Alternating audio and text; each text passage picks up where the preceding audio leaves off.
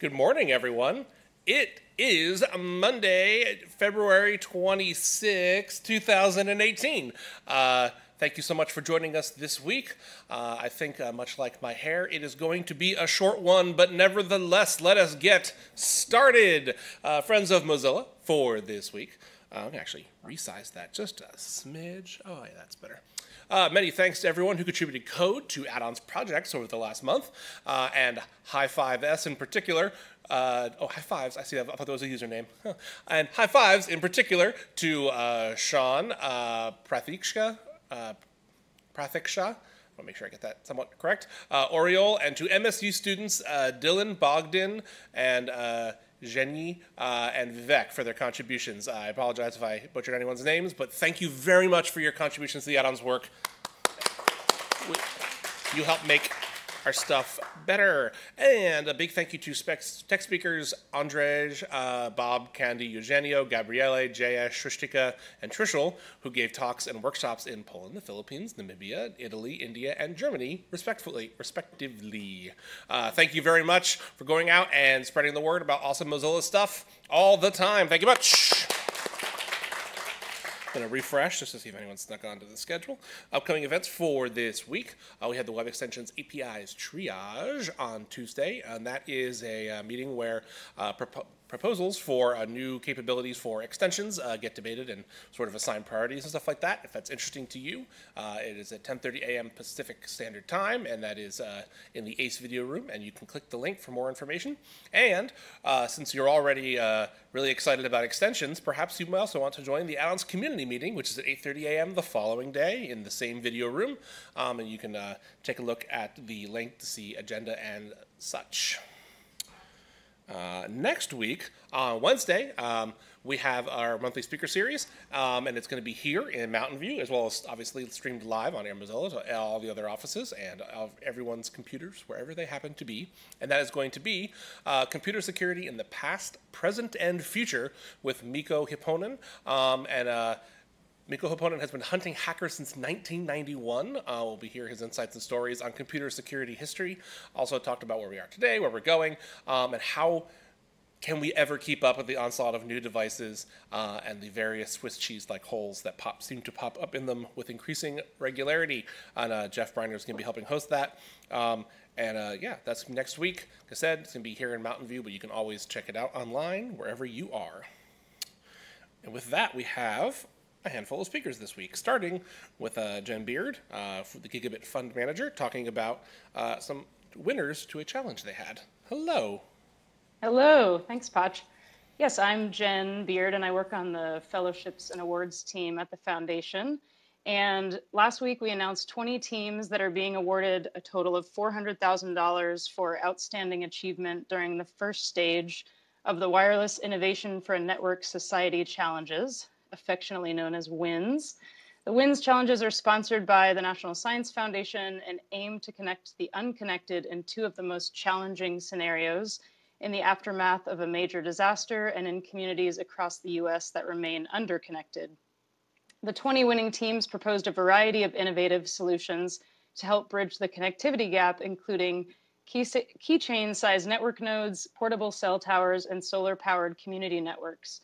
The projects aim to bring reliable internet connections to communities in Detroit, Cleveland, Oakland, Kansas City, Albuquerque, rural Tennessee, and many other communities across the US.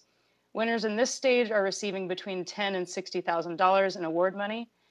And what's next? The teams that are advancing to stage 2 of the challenges will now begin to actually build their working prototypes of their networks that they will submit over the summer. And the second stage of the challenges will culminate in a challenge showcase at the Mountain View office on August 14th, where finalists will demo their live prototypes in front of an audience, which includes the judges. So you can learn more about the challenges, the 20 winning projects from stage 1, and sign up for email updates by visiting our website at wirelesschallenge.mozilla.org. Thanks. Awesome. I love the idea of little pocket-sized network mesh devices out in the world. That's a super neat idea.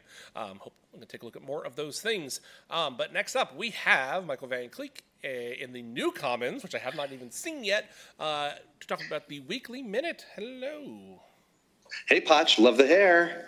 Hey, it's the Weekly Minute, weekly updates from IT on the things we're doing to support and empower all of Mozilla in our shared mission to keep the web a global public resource, open and accessible to all.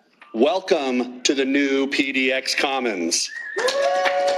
Now, witness the firepower of this fully armed and operational new Portland Moz space.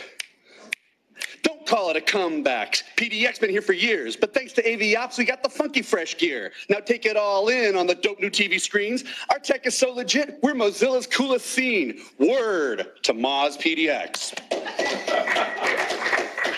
The PDX Commons is back online and refreshed with the latest AV standard that will serve all of your event production needs. AV Ops is providing a consistent user experience across all our global sites.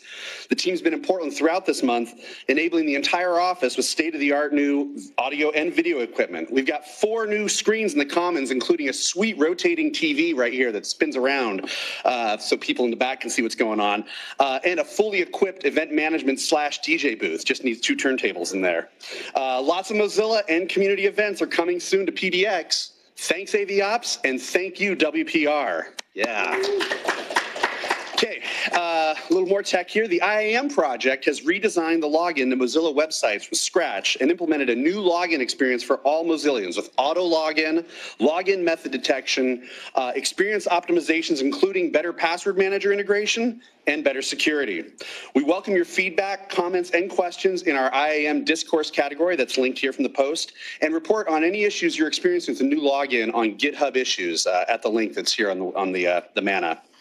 And finally, IT's 2018 objectives include enabling our customers to focus on their most strategic ambitions and making technology work like our people do. We've kicked off a joint project with Mozilla's Workplace Resources team to help enable WPR and to drive increased productivity for WPR's business applications. IT and WPR teams will be meeting this week in Mountain View to plan out our efforts for 2018. We'll be working together to improve technology for WPR and workplaces for all Mozillians on every continent, in every Moz space, at home and remote. Thanks, and come see us here in Portland sometime. It's awesome.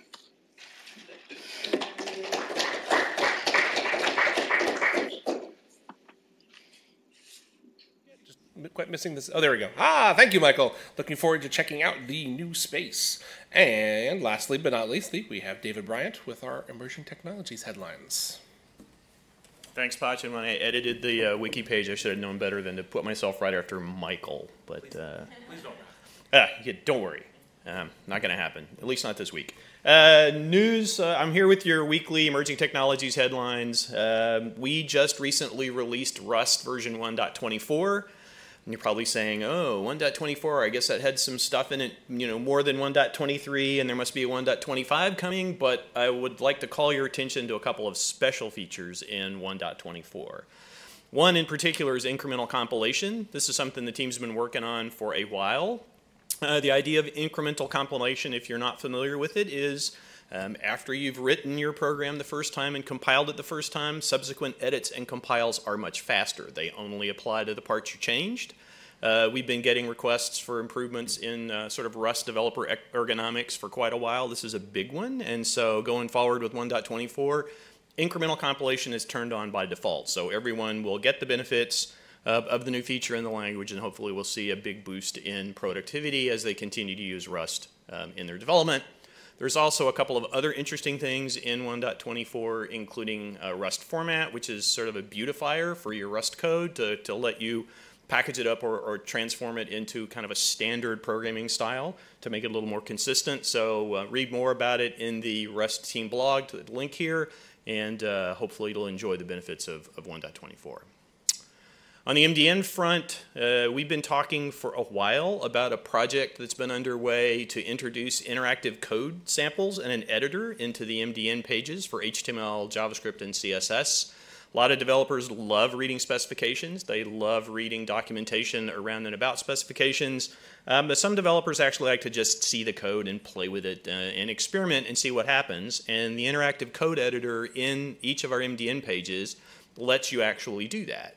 In this particular case, for the most recent sprint that just finished, we engaged the community to help us build some of those examples. And we got over 150 contributions from community members just with respect to examples for CSS. So if you're browsing on MDN, you see some of the CSS example pages. Those are the result of the community members just in the last 3 weeks in that last sprint. We've got more example development to come, so more community involvement. And if you're interested in being part of that or just seeing how it all works, there's a link. You can check out the information in the blog. And the last thing, we just recently announced that we've released the WebVR exporter for Unity. It's available on the Unity Asset Store. So if you're familiar with Unity or would like to get involved with Unity from an asset development, graphics, or game kind of development perspective, that full tool chain now has a simple capability that lets you just click a button and export what you built and packaged it up for as an asset for WebVR. So you can easily build sort of game-flavored and other similar visually rich environments for WebVR using the Unity tool chain. And there's not only a link in the headlines to that asset in the store, but also a tutorial to help you get started and come up to speed with Unity and build your first example. And that's our weekly ET headlines. Thanks, Potch. Thank you, David. All right. See if anyone hopped on the calendar. Sometimes they do. It does not look like it. But before we go, we have take a moment to say hello to a new Mozillian. I think over in, looks like there's a remote intro happening, and maybe they're in Toronto. Yep. Hey, Potch, this is Tristan calling in remotely. I want to introduce Zach Mullally in Toronto. He's going to be our new security engineer working on things like MIG and vulnerability management for the entire Mozilla enterprise. So if you're in Toronto, say hi to Zach. He's a great guy. Welcome, Zach. I had a chance to meet Zach last week. They were here in Mountain View, and looking forward to seeing more of him. And with that, I think we are all finished. Ooh, and the sun has come out here. Wow, okay. Hopefully the temperature is going to increase here in Mountain View, and we can all shed our sweaters and jackets from the brutal 50-degree weather. With that, we're all wrapped up for this week. I hope you have a good week, and you keep on rocking the free web. See ya.